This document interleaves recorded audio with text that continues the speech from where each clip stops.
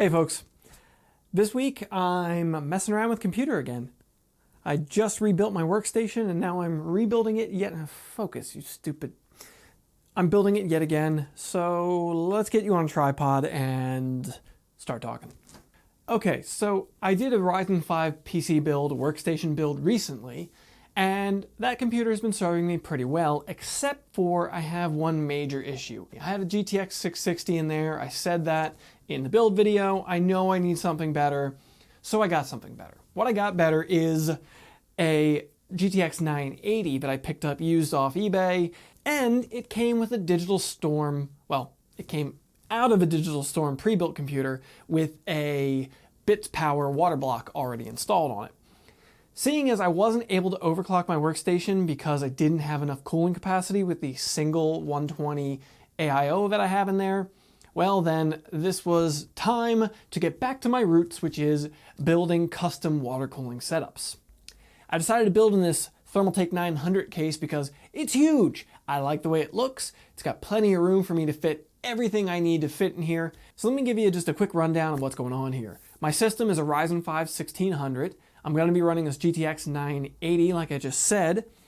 I have a Gigabyte Gaming K5 motherboard in here that's going to allow me to run this EK Waterblocks mono block, so I'll cool the VRM for the CPU as well as the CPU. I've got a pair of Alpha-Cool pump and reservoir combinations in here, the 250mm versions for plenty of fluid.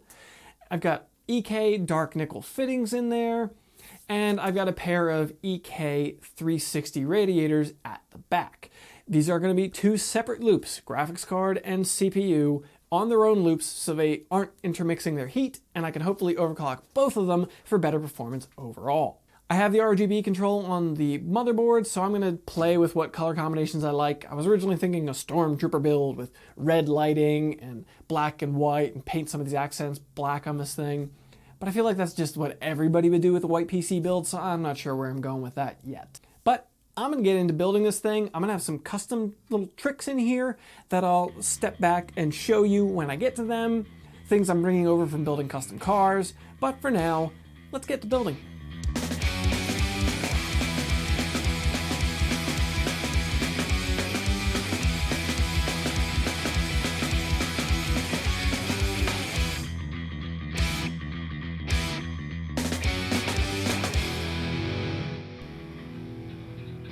Are you helping? Zelda, that box is full of parts I need. Of course.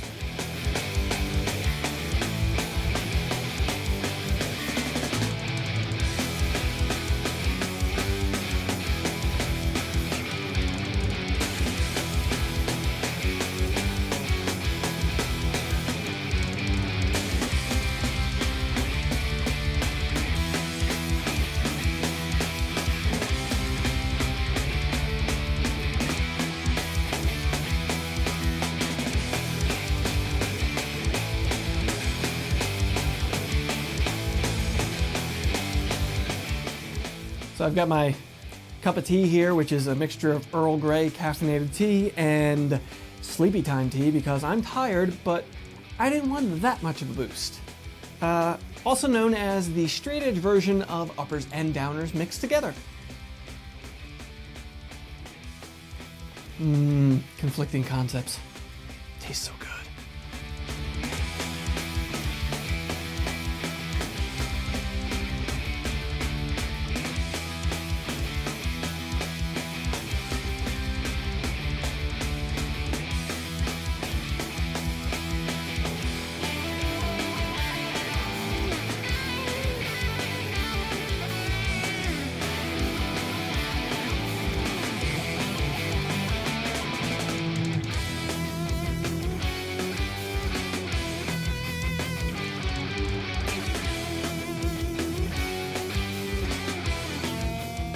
So I've been at this for a while now.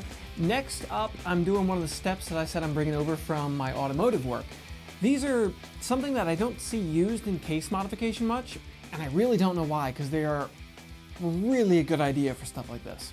Some professional case modders, some bigger folks out there may well use these. I haven't seen it. I'm just showing you these because I love these things when I'm building cars, so I'm bringing them over to building a computer. These, focus. I don't know if you can see this real well here, but inside of there are threads. This is basically similar concept to a rivet. It's called a riv nut, a threaded insert. There's a lot of different names for these, but basically what it is it's an insert you install into a hole. So basically it's a threaded insert that you install into a hole, so then you have a single-sided nut. You don't have to have a nut on the backside. You can bolt things together. I'm using these in here for hose separators, another part that I'm bringing over from automotive use, that I'm using to organize my pressure lines for both of my water blocks in this system. Let me show you what I'm talking about. So to install these rib nuts, you need an installation tool, or you can actually do it with a bolt and a nut. That's a little more complicated. The right tool really makes the job a lot easier. You can see I've got one of the hose organizers right here. I'm gonna put another one with this hole here. I just need to put an insert in there. You drill a hole for whatever size the insert requires. These are 1032 inserts, so they call for a 1964 hole. Each one's a little bit different. These are the ones that I like to use for this.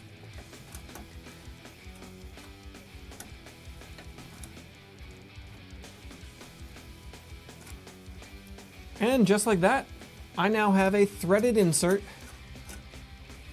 right there, ready to accept my new tube organizer. You could use these for, they come in smaller sizes, so you could use these for clamps for wiring, for cable management, for your hoses, all kinds of different uses you could come up with for these things. I mean, you could just use these to mount reservoirs, to mount radiators, all kinds of different things. I'm just using them for hose organizers at the moment.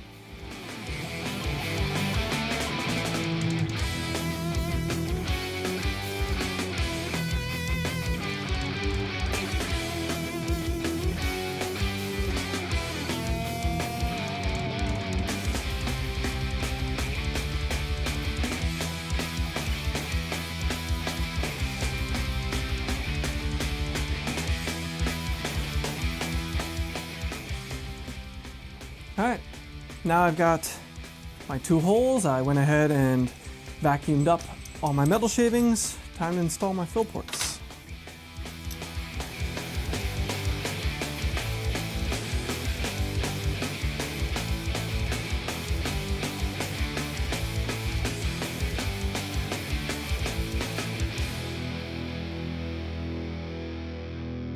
Okay, so I'm pulling apart the previous workstation setup. It's down here on the floor, it doesn't really matter.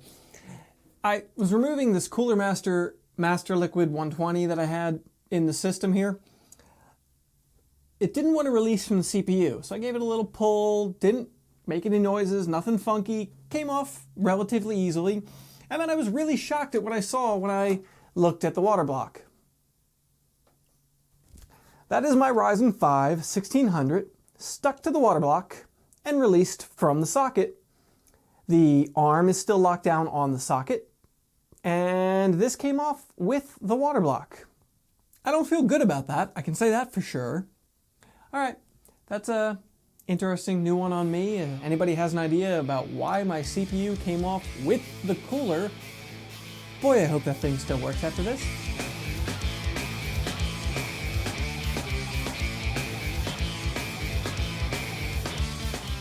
Okay, so one step forward, two steps back. Motherboard's right here. I thought, because this has a great access window on the back, I thought I was going to be able to put the monoblock on the motherboard in the case. And I almost could, except the I/O cover on this nice Gigabyte motherboard, yeah, I couldn't access the screws for that. So if I didn't have that I/O cover on there, I would have been able to put the monoblock on. But the I/O cover is part of the look of this motherboard, so here we are. So I had to pull the motherboard out. When I did that, I went ahead and took the water block off of the GTX 980 because I hadn't done that. I bought that thing off eBay, I tested it, it did work, so put some new thermal compound on there, reassembled that guy, and now we're ready to put this back together. The nice thing about this case is this tray comes out really easily. It's even got like little hook points on here. I don't know if you can see that. So you can easily kind of rest it in position put it where it needs to be, and then reinstall the thumb screws that it has that hold it in place. I like the look of thumb screws too. So let's go ahead and put it back together.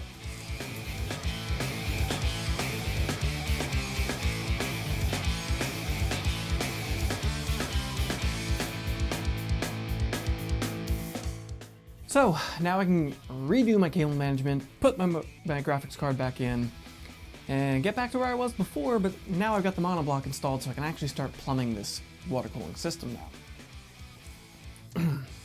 Okay, so I've been at this for too long at this point. Just all my missteps and whatever, and the custom little touches I had to do. So I've got everything mounted up hardware-wise. I've got cable management done. It is by no means amazing. I'm using the power supply cords that came with my Corsair power supply, so, you know, it could be nicer. I've done a lot of put it in, take it out, put it in, take it out, go a different way. I even did a nice little thing. One thing I'm really happy about, I cut the one expansion slot cover and came down through the top, because, oh boy, the top of this thing, there is no pretty cable management up there. But I came down from up top there, and it came down alongside the motherboard really nicely. I really like that. Something to note here is the GTX 980, I have it in the second PCIe 16 slot, the 8X one, the one that does not run full 16X. Now, why did I do that?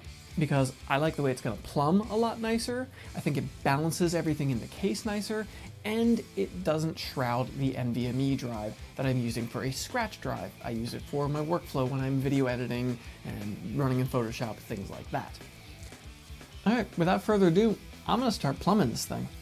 I'm using some of the DuraClear EK hose here, nice and clear, and really nice and flexible. This is a whole lot better than the vinyl stuff I used to use back in the day when I was doing water cooling. I'm gonna have to do a whole video about my old water cooling setups. At one point I actually ran one that had a paper towel on top of the graphics card because I had a slight leak at my CPU water block, and I couldn't be bothered to fix it apparently. Don't remember why that was. Well, let's get to fixing this one up right. I'm gonna use my Milwaukee cordless heat gun that I reviewed on my other channel, the Hot Rod Hippie, recently. You can go ahead and check out that video. I'll put the link up here. I'm too tired to figure out where you're gonna see it. So I'm gonna get to this. I also just realized I've been staring at the monitor this whole time and not the lens. So everything I just did, I'm so tired. Whatever.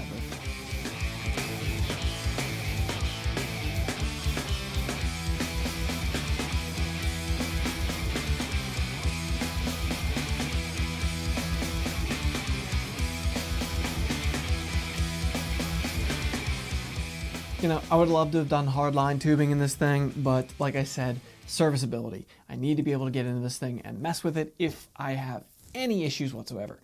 And it is a Ryzen 5 1600. I'm sure at some point I will upgrade to a Ryzen 7, or I know at CES they were just debuting some of the new Ryzen processors, so who knows, maybe I'll upgrade to one of those. We'll see down the road.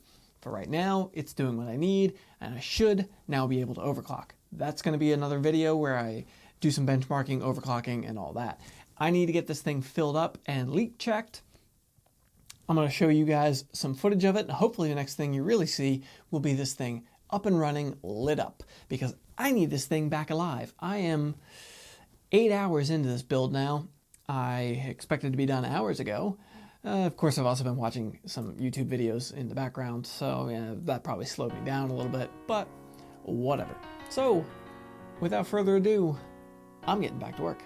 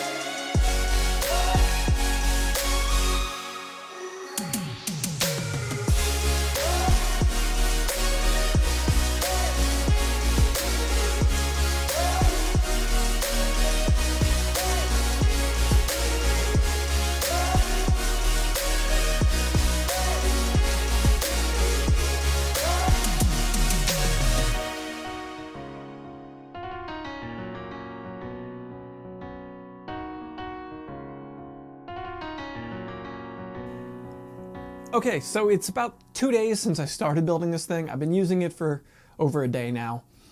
And I have to say, so far, I'm really happy with what I ended up with. Filling it went easily. I know the fill ports are really unnecessary, but I kind of just like them. I like filling up the space with those hoses that I have here in the corners. I haven't decided on the color scheme yet. As you can see, I have it in color change mode. It's just switching around on what it wants to do right now. I'm really liking red. Green's pretty decent, and blue's pretty darn good. As you can see, my bias lighting behind my monitors is blue, so I don't 100% know which way I'm going to go with that. I actually think I might go with red. The mixture of the red and the blue when this thing's lit up and it's dark in here and I'm working actually works really nicely. I'm running Prime 95 right now, trying to see how hot does this thing get, and honestly, I have not seen temperatures over 107 degrees Fahrenheit, which is 42 degrees Celsius, yet. I mean, all I've been doing is working in the Adobe Creative Cloud, which is my normal workflow. I'm usually working in Adobe Premiere. That's mainly what I use this workstation for, and that's the temperature I've seen. I haven't seen it get any hotter than that. So I mean, that's actually pretty impressive to me. I'm pretty happy with that. I'm seeing VRM temperatures at about 119 degrees Fahrenheit at different points, so we'll see once I start dialing up the overclock on this thing what happens, but at the moment, I'm pretty impressed and I'm pretty happy. It's definitely running cooler than it was with the AIO, and overall seems to be just a better setup. I checked, I'm running like, with Prime 95 running right now, I'm pulling about 177 watts from the wall. And that's with the 750 watt power supply I have from Corsair, because I picked that to fall right in a beautiful little efficiency range with the configuration I have here, or with the configuration I'm probably going to upgrade to sometime in the future.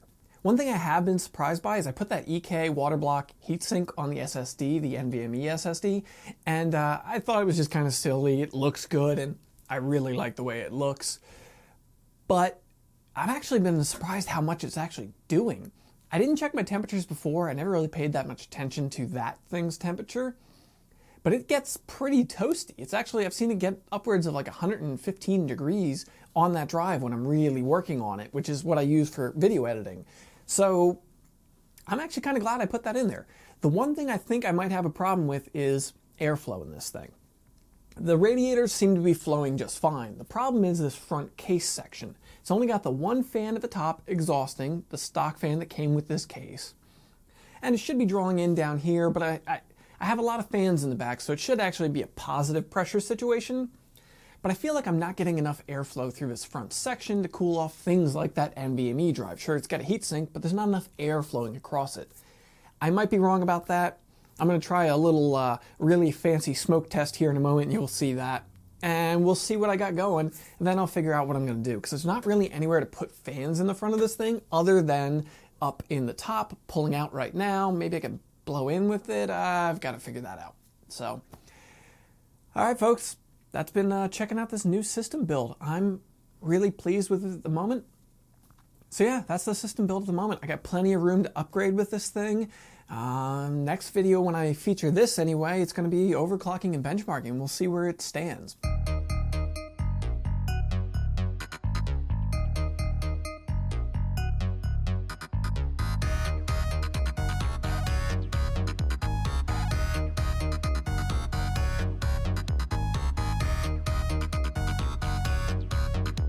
I'll say bye to the folks there, Zelda? Yeah, not so much. All right, folks. Have a good one, and I'll see you next time.